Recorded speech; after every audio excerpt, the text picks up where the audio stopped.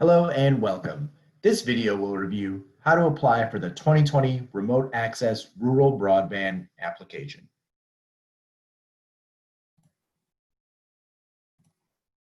When you're ready to get started, click on the link for the application and go ahead and review application details.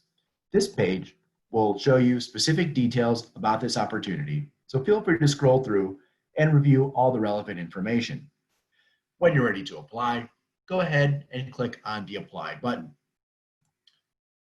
Upon clicking the Apply button, you'll be brought to a page that asks you to either log in or register. If you've already applied to an opportunity within the Amplifund applicant portal, go ahead and use the email and password you used to register to log in. If this is your first time and you need to register, go ahead and click Register. Upon clicking Register, you'll be brought to a page that allows you to create an email address as your username and a new password. Go ahead in the email address section and go ahead and type in your email address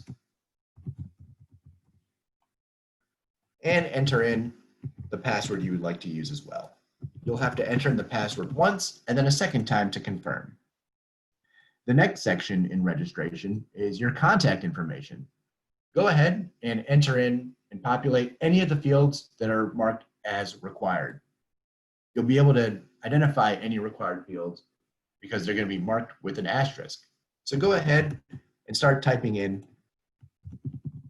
where all the required fields are. You can also enter in any non-required fields as well. The next section is your organization information section, where as you're registering, you can indicate the organization you're registering on behalf of. Go ahead and type in the organization name and make sure that all required fields here are populated as well.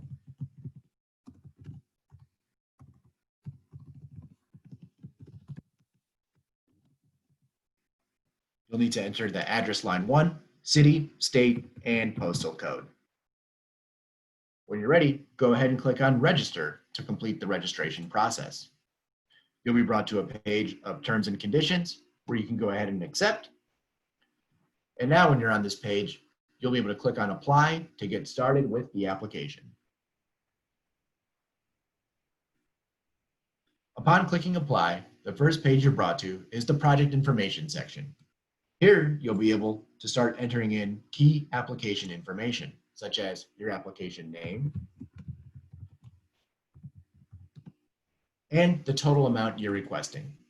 Go ahead and type in the dollar amount of what your project costs that you're requesting are here. The next section is your primary contact information section. Some information from your user registration may carry over and may populate here. Feel free to go ahead and mark all the required fields by typing in the accurate information of your name, email address, city, state, and postal code. When all required fields are populated, you'll be able to mark this section as complete. Each section in each application form must be marked as complete in order to eventually submit your application. Once you've marked this section as complete, you'll be able to move on to the next section. There are two other sections in this application, the budget section and the application form section. If you'd like to go in directly to the budget section, go ahead and click on the budget section here. To go to the application form section, go ahead and you can either click on the section here, or you can click Save and Continue, and it'll take you to the next section in sequence. The application form section has 4 different forms. Click on the name of each form in order to access that form and all of its relevant questions and begin entering information into these forms. Form number 1 is applicant information, where it's going to ask a series of questions about the primary project contact, the project manager. Go ahead and go through the application and fill out all required fields. You'll be able to type directly in to these fields. Note that some fields that have an asterisk, all fields with an asterisk are required, but not all fields may be required. You'll be able to scroll through and enter information into any of the required fields. Also, please note that there may be some conditional questions. So for example, where it asks, is the application author the same as the primary contact person? If you choose no, it's going to prompt you to then enter the information for who the application author is. If you choose yes, then you can move on. The community details section is going to ask you specific information about the community. Make sure you're going ahead and you're filling in all required fields, utilizing drop-down menus, numeric fields, entering in here in the multiple choice questions, and also in the multi-line text boxes. Please note that the narrative responses have character limits on them. So as you type in your narrative response, it's going to begin to count down on the characters you have remaining. Go ahead and answer the next questions and make sure that you're following up with any conditional questions that may arise based on any of your answers. For the evidence of need, you'll be required to upload a document. Go ahead and use the Choose File radio button in order to upload the document.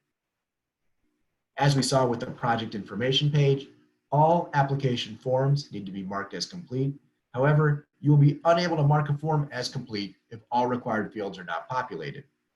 You click Mark as Complete, you'll get a warning telling you you cannot mark it as complete, and any required fields that have not been populated will appear here in red. Even if all required fields aren't populated, you'll always be able to save progress to come back to it later by clicking the Save button.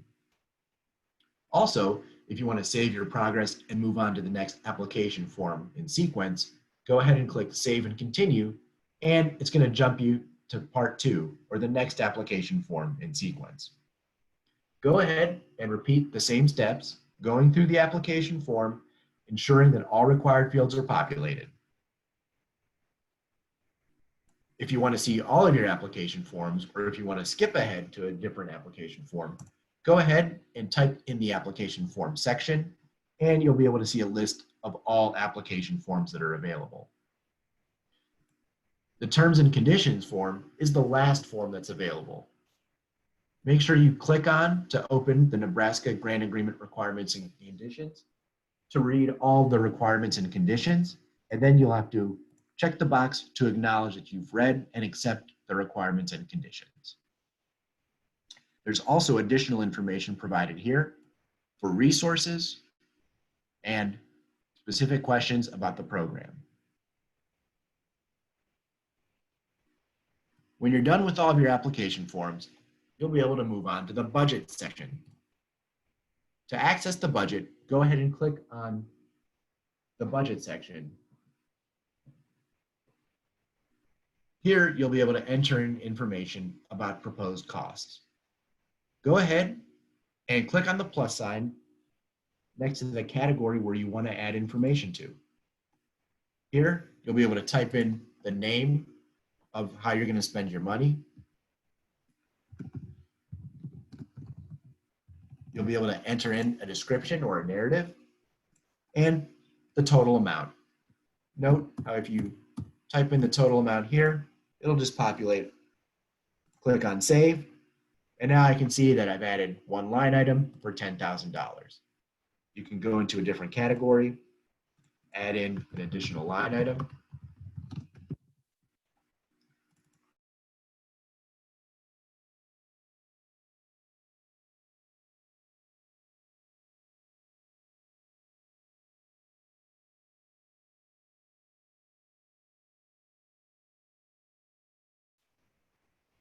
The budget section also has to be marked as complete in order to eventually submit your application.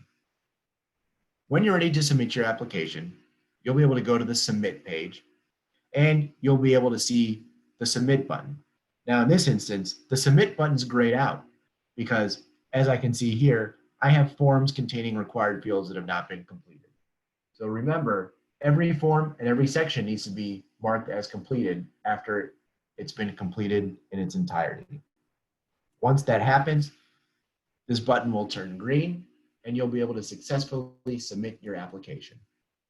If you want to review your application and how you responded, you'll always be able to click on the review button here to download a copy of the application questions and your answers.